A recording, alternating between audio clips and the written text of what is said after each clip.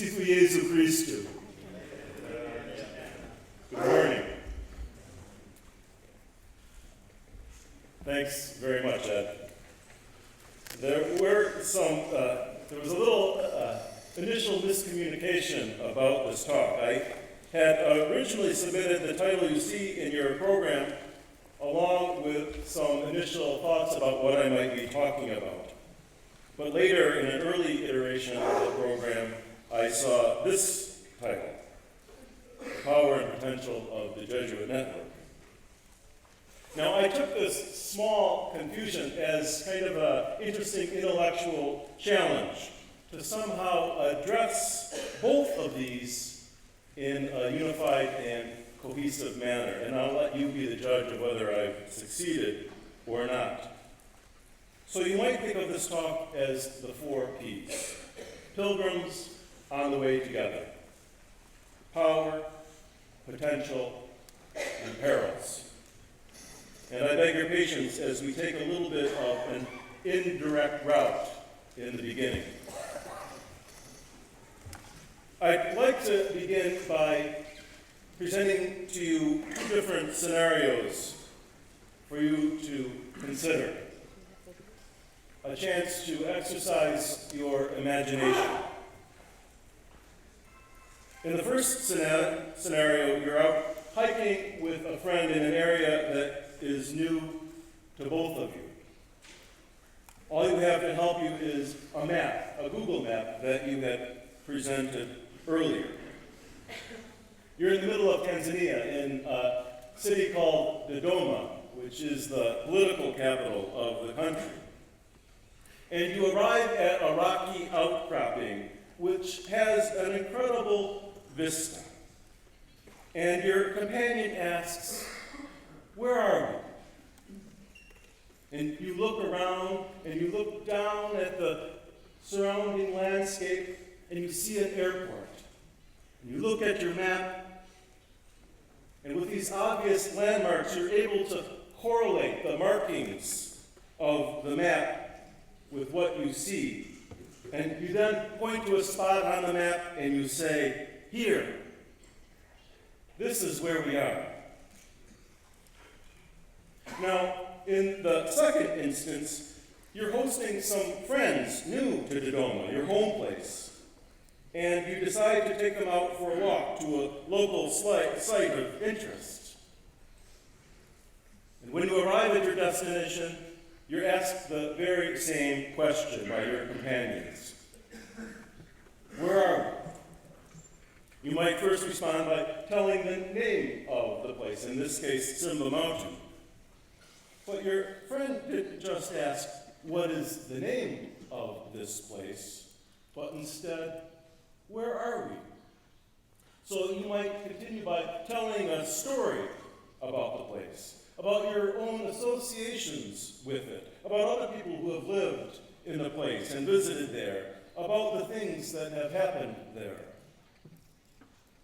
In the second instance, in fact, you don't have much need for the map. And it wouldn't be much help because you don't need to figure out your spatial whereabouts. You don't need a point-to-point correspondence between the unfolding world and a 2-dimensional correspondence of it. You live here, you know it, and you know its ways. What you need, in fact, instead of a map, is memory. Memory that will allow you to recount previous journeys that brought you to the place along the same or different paths.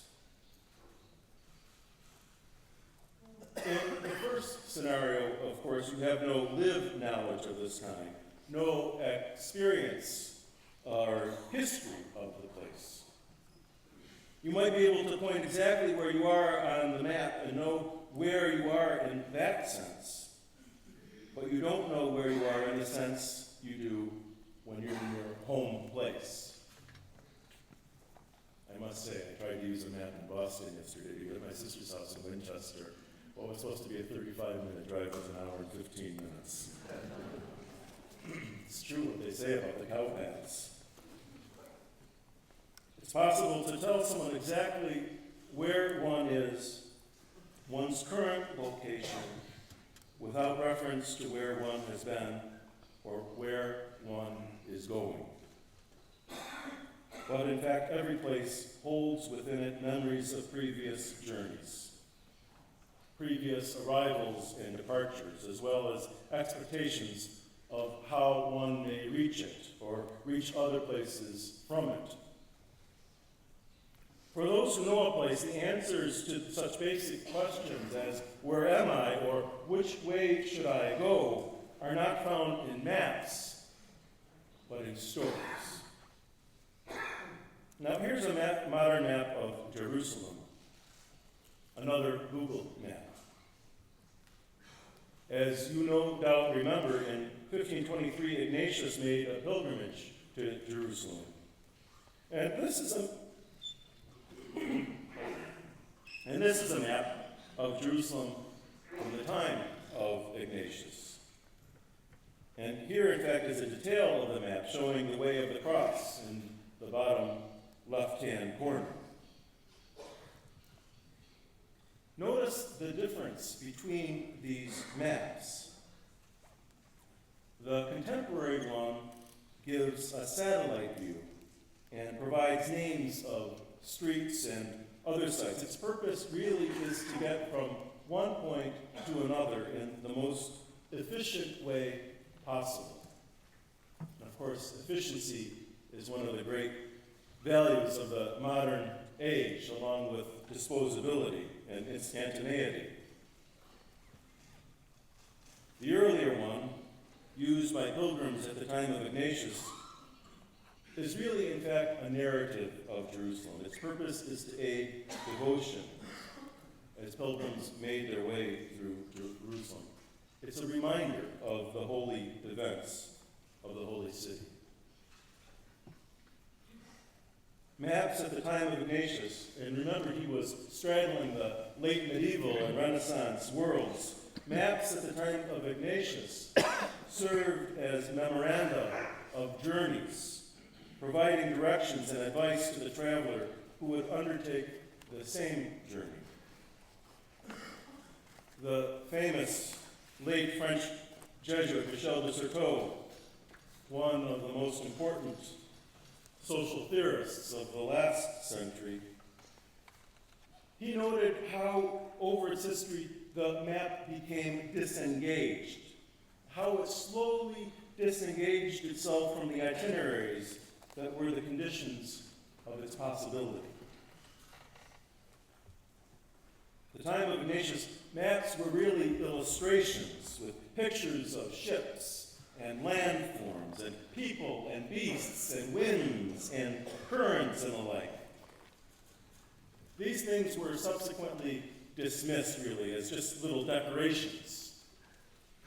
But really what they were fragments of narratives, fragments of stories, telling of journeys, telling of incidences that took place along them, from which the map resulted. But soon after Ignatius' time, the map won out over these pictorial figurations, eliminating all remaining traces of the practices that produced it. You can see how in the post-medieval world, the making of maps came to be divorced from the experience of actual movement in the world. The cartographer has no need to travel, even less so now in our times. Indeed, he may even have no experience whatsoever of the territory he so painstakingly seeks to represent. His task is simple, really, in some ways, to assemble off-site information provided to him, already shorn of all the particular circumstances of its collection into a comprehensive spatial representation. You know, there's a modern hobby, I don't know if you've ever heard of confluencing, but there are folks who take the GPS, the Global Positioning System, and they seek to go to whole integers of latitude and longitude and get a picture of them in these various places in the globe where they're at the whole integers of longitude and latitude. They have absolutely no concern of where they are or what is happening in that place. It's simply to go to these places. In some ways it shows the foolishness of our age, I think. Why am I bringing this up? How does it concern us? What is the reason to spend so much time talking about maps and map making? Because I think one of the at least for me and many people that I've talked to, one of the images they have when they think of networks are networks of roads. How are we going to map this network? What is it going to look like? What is the representation going to be? And often we end up with a sort of map as the image. And a map, particularly a road map, is one image that captures the notion of a network. A road map shows a bird's eye view of the complex system of roads and routes and how they're related spaciously. In a word, they show the network of roads. But what we've experienced these past days, what has moved our hearts in so many ways, is really something very different. These days point to a different way of what we're about than simply looking at the network as if we were somehow disembodied from our circumstances, somehow floating above the lived reality of Jesuit schools. No, I'm not denigrating maps. They just think that too often they're misused. Our network, my hope is that our network should help us gain better skills at beholding the unfolding world in front of us, rather than simple map following. Given the diversity of our experience, I think we have to be careful of a sort of standardization and bureaucratization that privileges canonical maps provided in policy books and manuals and decrees and other documents found in institutional settings. Put simply, our schools will not succeed as Jesuit schools if we're held accountable to the map with no importance given to the actual road conditions. And let me share with you an example of what happens when people pay attention to the when people pay attention to the map, or in this case, as you'll see in this example, pay attention to the global positioning system, and they don't pay attention to the actual conditions of the road. Well, it's the bizarre Aussie adventure that's made headlines around the world. 3 Japanese tourists who hired a car with a GPS and then drove it into the sea. We are sailing. Well, they wanted to drive to Stradbroke Island and the GPS system said they could. What do you get when you try to cross an island destination with 3 Japanese tourists? It's a important way to go to Crowland. A hire car. They said if it was a Japanese car, they wouldn't have gone to that trouble. And a GPS navigation system. As these comical snaps show, one hell of a good story to tell back home, and an even better one for the local Brisbane rag who caught it all on camera. Unfortunately, there's 15 kilometres of water and mud flats between here and Stradbroke Island. Redland Bay Times reporter Jeff Freak. I think they misinterpreted what their GPS said. This is the route the Japanese tourists took, and our own GPS navigation system failed to warn us we'd taken a wrong turn. That nav hasn't told us to stop going. When we went in the right direction for Stradbroke Island, it sent us in the opposite direction. So what does that mean, fellas? But that still doesn't explain how the glaringly obvious didn't spring to mind. Have you got any tips for anyone that thinks they can, drive on water to Stradbroke? I'm a local first, and they're open their eyes too. Have you got a message for any more wayward tourists that might find themselves in this predicament? Take the ferry. It's easy. And those adventurers are now on their way home to Japan, presumably not driving. I'm not picking on the Japanese. I collect these as part of my research, actually. I have thousands of examples of people relying on their GPS rather than actually watching what's in front of them and getting into horrible, horrible trouble. Including, actually, one example emergency medical services in England who were following a GPS and drove an hour in the wrong direction. You can imagine what happened to the patient. There are, as I said, thousands of these accounts. And I think they provide a metaphor for us how to understand life and even institutional life. That it's more complex than simply knowing the canonical maps of relevant statutes and best practices. Responsibilities, counsels, expectations presented as universally applicable do not in fact serve as adequate maps to navigate every situation. Given the contingent nature of everyday life in particular schools, situated in very particular circumstances, specifications regarding exactly what to do next in any given circumstance, those sorts of expectations are impractical, as the directions from the disembodied voice of a GPS system mounted on a car's dashboard are. So what does this all have to do with us? Everything. Everything. Frankly, I think the last 25, 30, 40 years have been part of a real renaissance, as I'm sure you've experienced in the history of our Jesuit education. You know, in an earlier age, the Ratio Studiorum served as kind of an imposed network of Jesuit schools. And what got lost, I think, in my own studies, is the spiritual exercises and the grace experience of the early companions. And as I said, only in the last half century have we returned to the exercises as our principal inspiration. As you know, Ignatius himself referred to himself as the pilgrim in the autobiography. As Howard Gray notes, the image of the pilgrim was a sustaining metaphor that implied traveling, with the essential baggage being those values preached by Christ. The pilgrimage metaphor also meant a patient willingness to find God through journeying. It also meant a willingness to risk a process of trial and error, of successes and failures, of some triumphs, but also many humiliating defeats. The pilgrimage, finally, he writes, meant taking a journey to God by working for the kingdom in the midst of the world, not secluded from it. Ignatius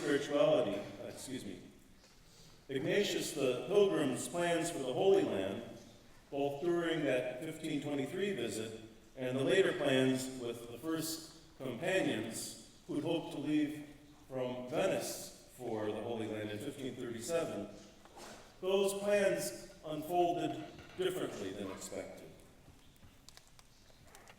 In both cases, the discerned good had to be adapted to actual situations on the ground. When after a year of waiting in Venice for things to calm down in Jerusalem, the early companions set out for Rome. In the autobiography, Ignatius wrote that on this journey, he was visited very especially by God. We must learn ways to cope with the dilemmas arising from the inconsistencies between formal expectations and the exigencies of the concrete, contingent situations of schools full of real students, full of real teachers and staff, full of real administrators. Leading a school is more complex than simply knowing, as I've mentioned, the documents and degrees. These do not, in fact, serve as adequate maps. What is principally needed is a sort of vision. What we need is a common vision that provides each school with the resources for taking account of the needs, for taking account of the situation, and then making careful judgment about what needs to be done in light of our heritage, in light of the values that we profess. And documents and degrees are important in this regard, as are other artifacts, to help inform such a vision, but not to replace it. This ability to take account of a situation and make good judgments, I think, is crucial, because failure to do so is at our peril. That's the same tree. You can't see, if you don't see it, you're going to be in trouble. My point is that we have to be cautious about how we conceive our network. It really does have to be thought of as a provision for us pilgrims making our way together, and not as a preserver of some knowledge base relative to the Jesuit character of our schools. Just as maps ceased to be generated as byproducts of storytelling and were created instead as end products of projects of spatial representation, so I think that's what happened with the Ratio Studiorum. It was used as an instrument to impose a network rather than foster one. And that model will not serve us. The notion of pilgrimage, which is closer to the second scenario that I began with, seems to be one metaphor by which to conceive of our network. We're all companions on the way, serving each other as guides as we attempt to figure out what it means to be a Jesuit secondary school in different circumstances, sharing our stories along the way, sharing the stories of what went right and what went wrong along the way. The destination is important, but at the same time, in a very real sense, the process is the product. We make the road by walking. This is all to say that a major goal of our global network, I think, should be the development of a platform, and I know this has been talked about and people have talked about it among themselves, the development of a platform to assist our schools to begin to see themselves as active members of an international community. Companions who are always becoming more adept in using the resources of the network to interpret and to respond to what is happening in their particular circumstances. And I'll say the word in a second about one huge challenge, I think, in this regard. What we need to develop, and what we've started in such a real and wonderful and dynamic way during these days, what we need to develop is a sort of shared institutional vision that will help each member school as it encounters the world and discerns its next actions. What I think we need is a platform that provides opportunities to search together for possible solutions to the unresolved issues of what it means to be a Jesuit school, to seek clarity amidst confusion, to grasp possible implications for what transpires in our schools and in our provinces and assistancies. The network at its best will develop a platform to support opportunities to search for, to grapple with, to organize meaning among our schools. And in doing so, the network will create new notions of what it means to be a Jesuit school. And we shouldn't be threatened by that there can be new notions of what it means to be a Jesuit school.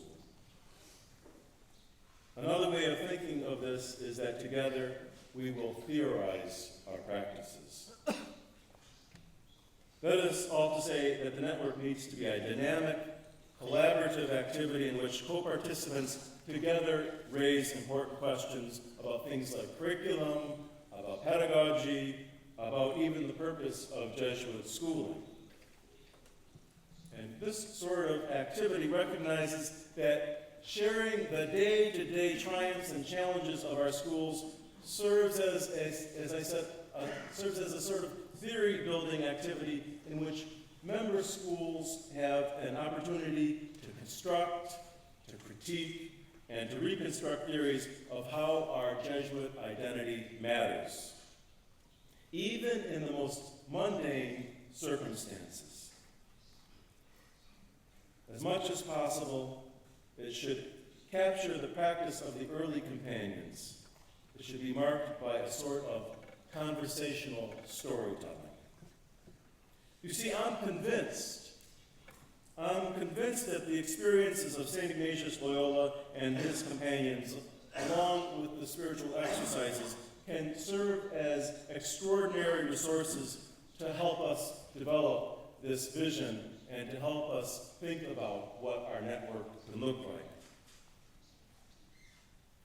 In the first Jesuits, an account of the early history of the Society of Jesus, John O'Malley of the Chicago-Detroit province recounts the spring and summer of 1534 in Paris, when the 7 students spent their free hours together in devout conversation and in trying to imagine where their futures might lead.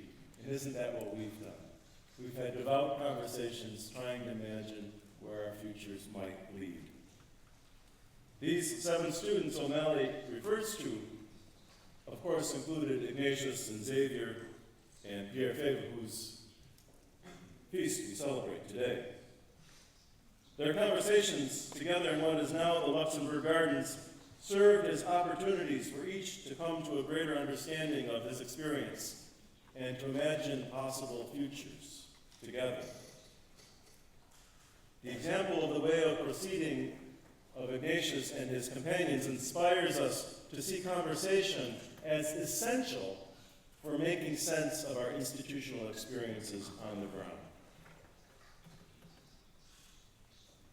In his Memoriale, Fabre wrote the following of his relationship in those early days with Loyola at the University of Paris.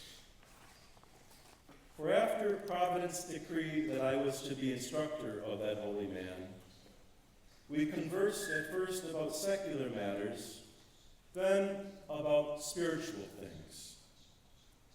Then followed a life in common in which we two shared the same room, the same table, and the same purse. As time passed, he became my master in spiritual things and gave me a method of raising myself to a knowledge of the divine will and of myself. In the end, we became one in desire and will, and one in a firm resolve to take up that life we lead today. Fabre's knowledge comes as a result in part of conversation and a shared life with Loyola. As a consequence of their social interaction, their conversation, and their common life over time, they become one in desire, one in will, and one in firm resolve. And my brothers and sisters, isn't that what we desire too? Isn't that what has brought us together from so many parts of the world to this place, Boston College? It was the basis of a certain mutuality created over time, that the unity of which Fabre writes was founded, and that learning occurred. I think the same is true for us. We have to figure out a way to share our stories in an ongoing way, to share our stories with one another, even as we disperse later today. I think it's important, and I know this has been addressed, but let me mention it again. I think it's important to say something about mutuality in our regard. Among the constitutive elements of conversational storytelling is the relative symmetry of the interaction among the participants. Everyone potentially has equal access to the conversation and equal opportunity to introduce topics. Ours cannot be a network organized and run by Jesuits in the developed world, with schools in the developing world as tag-alongs, or guests invited to listen in. If it's to be a true network, we have to ensure a basic symmetry among our schools, or it won't work. And it's not a small challenge, given varying degrees of access to modern communications technology. St. Peter Claver High School is located 15 kilometers outside of the city of Dodoma. To bring the internet to St. Peter Claver High School will cost $50,000 US. It's not easy for us to be connected. But at the same time, We don't want just a piece of the pie, we want a place at the table. Growing in our identity as Jesuit schools is not so different from the dynamic recounted by Faber. It too is a process with a social dynamic, and not so much located in formulations and authoritative decrees and official documents, though these codifications of experience are helpful, as I said, as tools. In the spring of 1539, the early companions deliberated about what form their companionship would take. And these deliberations were marked by division, by chaos, and disagreement. What was out of this muddle, out of this confusion, out of all of these things, that Ignatius, Faber, and Clodore, one of the other companions, were given the material from which they would forge the document constituting the Society of Jesus as such. And the details of the deliberation are not so important to narrate here. What is important to note instead is that it was in part a result of their struggling, a result of this interaction, as messy as it was at times, and not despite all of this, that those men came to an understanding of what they were about, that they together made sense of their experiences. And I think this is an important dynamic to note and to respect. Disagreements among those who share personal bonds of trust can propel the understanding of the participants, acting as a resource for the refinement of knowledge. And for me, there was a grace moment in this conference when people didn't agree with the presentation of, I can only remember the presenter's first name now, Vivian, about some of her notions of what development might mean. That's important for us. Those moments are incredibly important for us if we're going to be successful, if the platform is going to help us. When deliberation is focused on the gospel for inspiration, when this sort of social deliberation is courageous, and when it's concerned for the welfare of the other and seeks the greatest good, we call it communal discernment, of course. And we have to acknowledge that communal discernment often involves some amount of friction. Disagreement, friction can be productive. A wheel turns because of its contact with the surface of the road. Spinning in the air, it goes nowhere. Friction is important. It's productive. Rubbing two sticks together produces heat and light, but one stick alone is just a stick.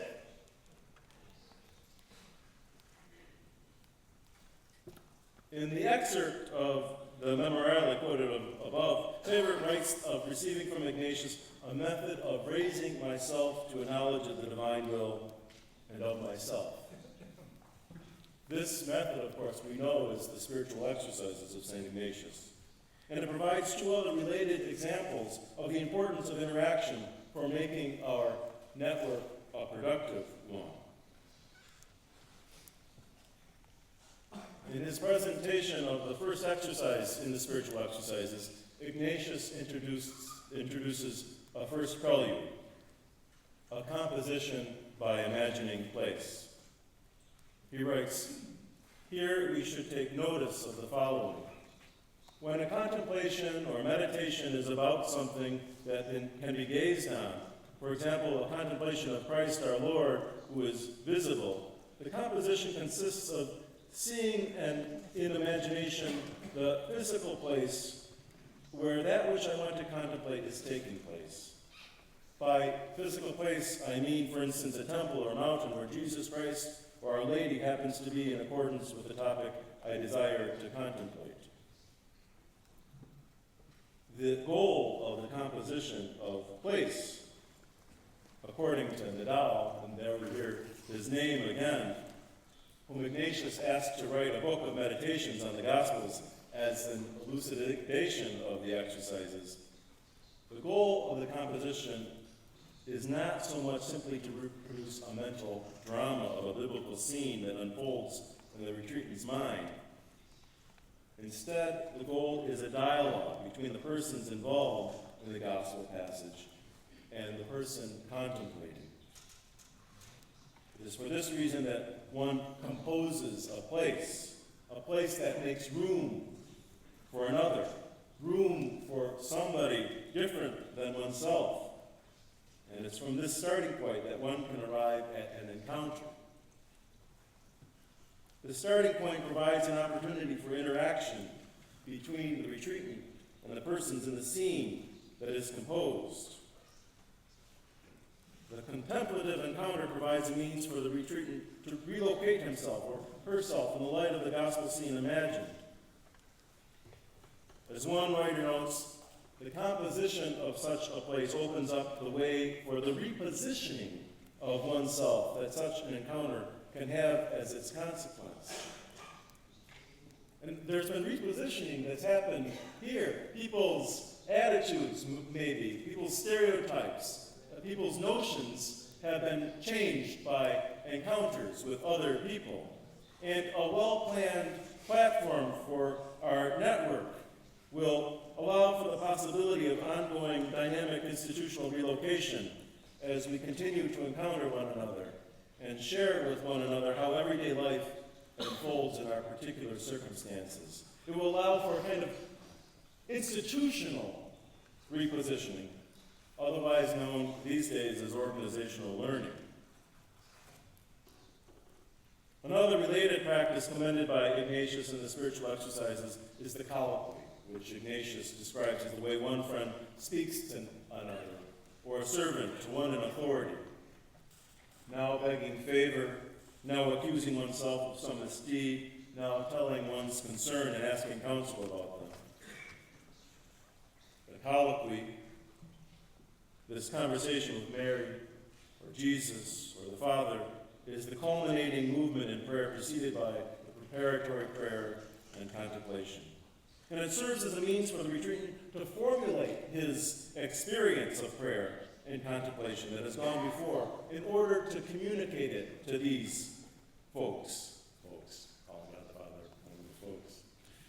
In that sense, the colloquy can be said to be educative. As the American philosopher John Dewey wrote, to formulate requires getting outside of an experience, seeing it as another would see it, considering what points of contact it has with the life of another, so that it may be got into such a form that the other can appreciate its meaning. My point is that growth in our Jesuit identity cannot be an individual affair left to single schools or even to single provinces or assistancies, and that's what, of course, we're celebrating. For Ignatius, the retreatant learns not by a passive reflection and reception, but by active encounter. By active encounter with the other. Learning what it means to be a Jesuit school does not belong to individual persons or institutions, but to the various conversations of which we're all a part. And that, I think, is the potential of our network. That's the potential that we've seen. That's the potential that we've experienced these days. Not only the potential, but the reality to serve as a place for a latter-day group of companions. Maybe not in the Luxembourg Gardens, but latter-day companions to share our stories, to share our hopes, to share our futures. Growing in our Jesuit identity cannot be simply about the reception of information transmitted, as I said, by authorities, but rather we have to really learn what it means to be Jesuit schools by engaging whole persons living in relationship with others. Last year, with the enthusiastic support of Father Tim Kosicki of the Chicago-Detroit province, a group of us did just that. In Dodoma, we hosted a group of teachers from 8 Jesuit schools from the American states of Ohio, Michigan, and Illinois, along with teachers from 4 Jesuit schools, both primary and secondary, of the Eastern Africa province, and along with a CLC-sponsored school. You UC Boston is not, as you know, the first international meeting of secondary schools. Last year's gathering was co-led by Martin Schreiber, who was then a doctoral student in educational leadership at Loyola University Chicago. Our goal was simple. The participants would use resources available, documents, their experiences as teachers in Jesuit schools, and the social interaction during our days together to develop a product that would express what we who came from schools from widely different contexts, even within same cities, widely different contexts, let alone from different continents, coming together to discover what it means to be a Jesuit school as a result of our making use of these provisions, these tools. Mornings were spent with some input from Martin, Schreiber, or me, never more than 15 or 20 minutes. Then some silent reflection and small group discussions. And the afternoons then were spent sharing the fruits of the morning's activities. There were opportunities for us as a group to do some service in the local community with the Brothers of Charity and to reflect on that as well. And of course, chances to eat good fresh fruit and chapati. I'll share with you now just some points that we came up with. So here are just 7 characteristics that we came up with as what we thought marked Jesuit schools. Christocentric.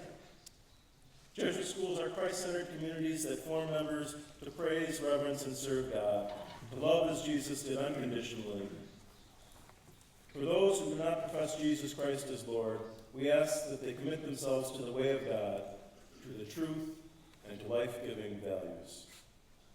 The second characteristic, classrooms as communities of inquiry. Jesuit schools are committed to creating communities of learners where the duty of the teacher is not simply to talk and the duty of students to listen and repeat. Cura personalis. All employees at Jesuit schools dedicate themselves to caring for each student as an individual in his or her particular life situation. It's easy to love in the abstract, but Ignatius counsels us to love in the most concrete situations in which we find our students.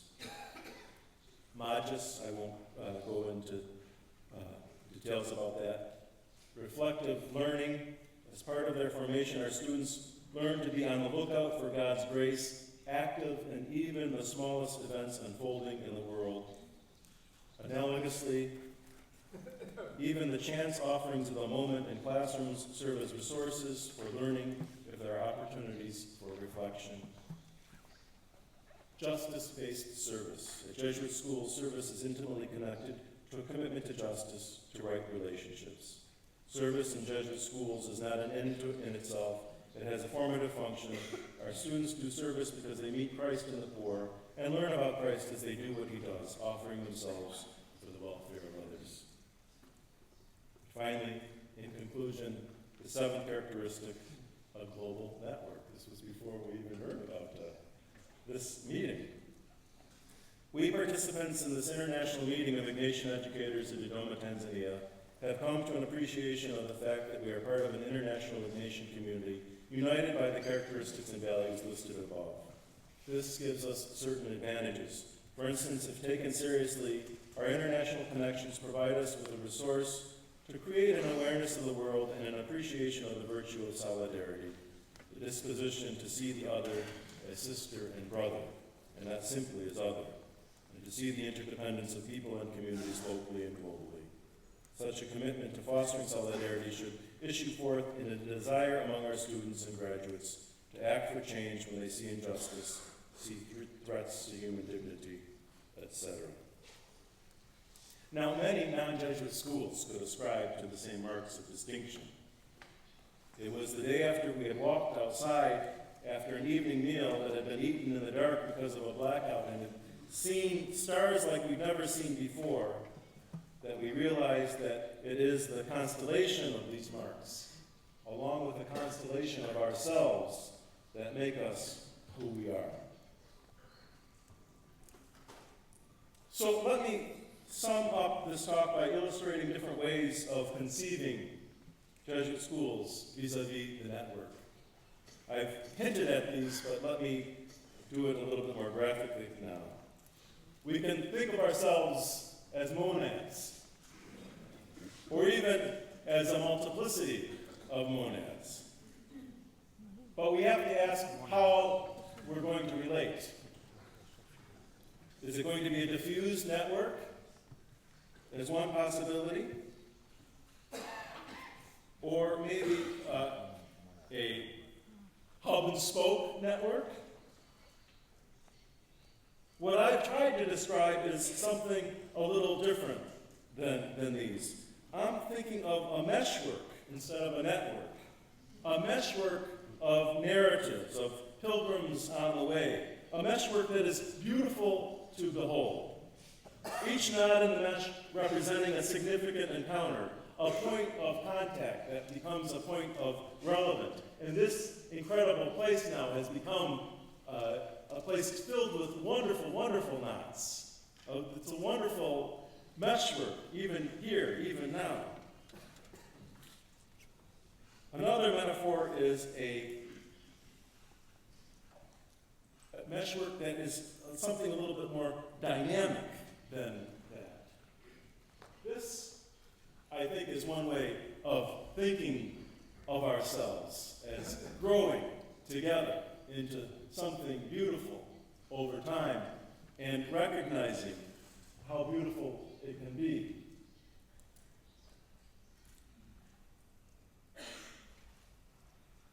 Another metaphor is a musical one that the conductor and composer Eric Whitaker shared in a TED talk. I had this idea, if I could get 50 people to all do this same thing, sing their parts, soprano, alto, tenor, and bass, wherever they were in the world, post their videos to YouTube, we could cut it all together and create a virtual choir. So I wrote on my blog, OMG, I actually wrote OMG, hopefully for the last time in public ever. And I sent out this call to singers, and I made free the download of the music to a piece that I'd written in the year 2000 called Lux Aurumque, which means light and gold. And lo and behold, people started uploading their videos. Now, I should say before that, what I did is I posted a conductor track of myself conducting, and it's in complete silence when I filmed it, because I was only hearing the music in my head, imagining the choir that would one day come to be. Afterwards, I played a piano track underneath so that the singers would have something to listen to. And then as the videos started to come in,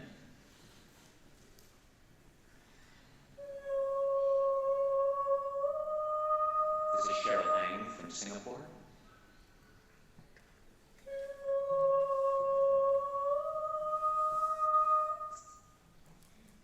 This is Evangelina Etienne.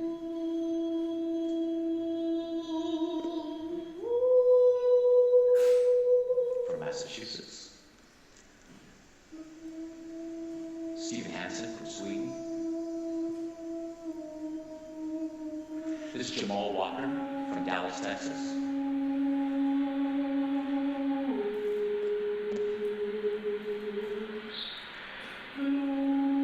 There was even a little soprano solo in the piece, and so I had auditions. And a number of sopranos uploaded their parts. I was told later, and also by lots of singers who were involved in this, that they sometimes recorded 50 or 60 different takes until they got just the right take. They uploaded it. Here's our winner of the soprano solo. This is Melody Myers from Tennessee.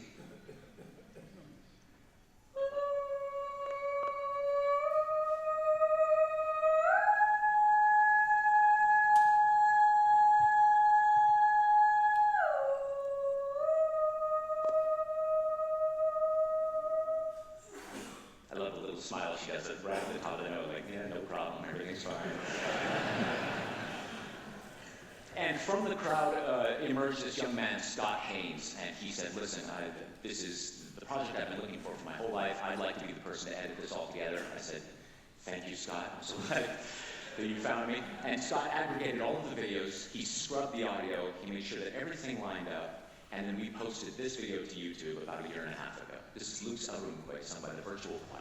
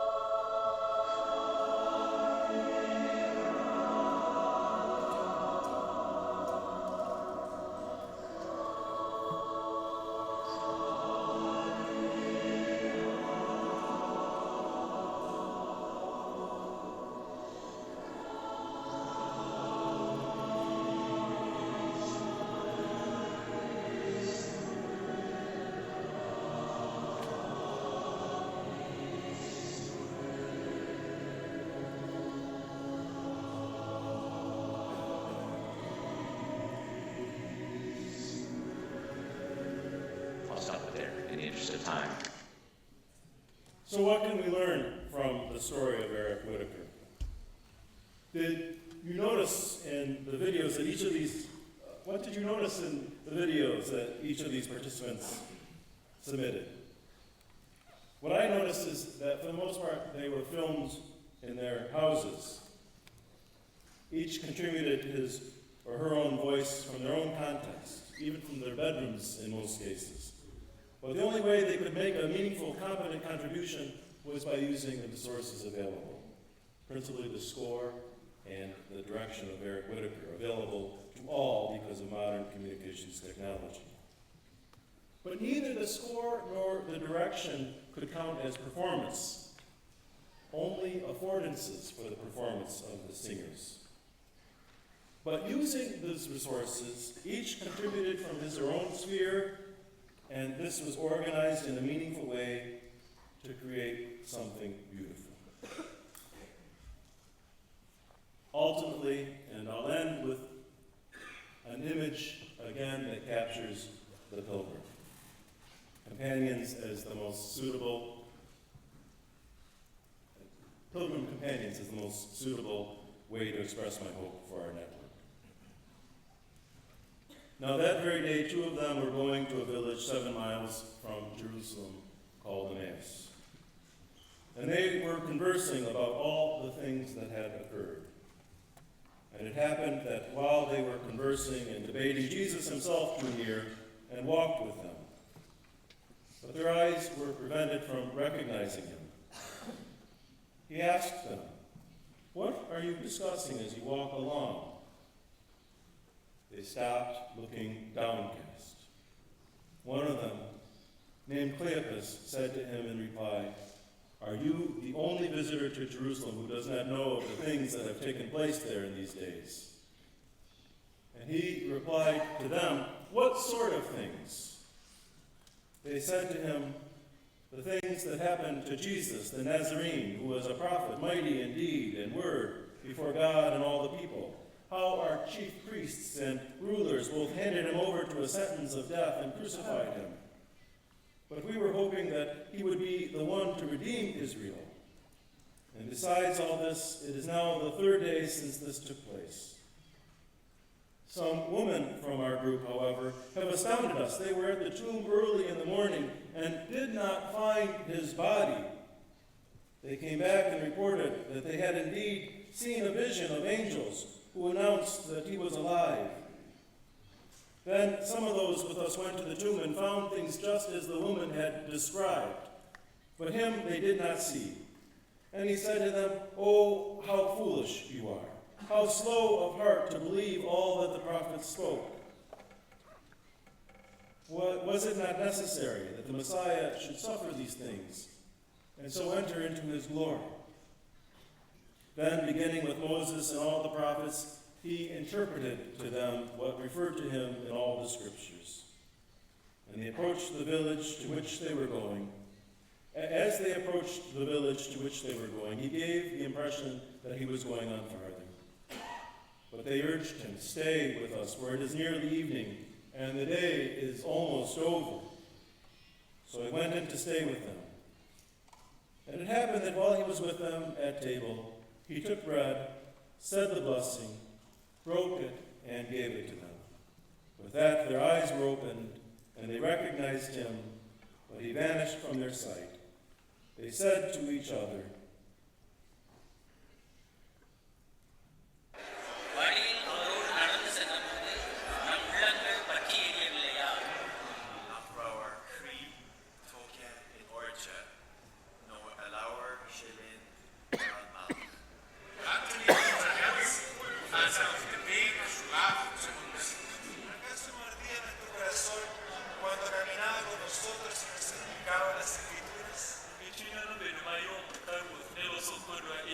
Iba a negar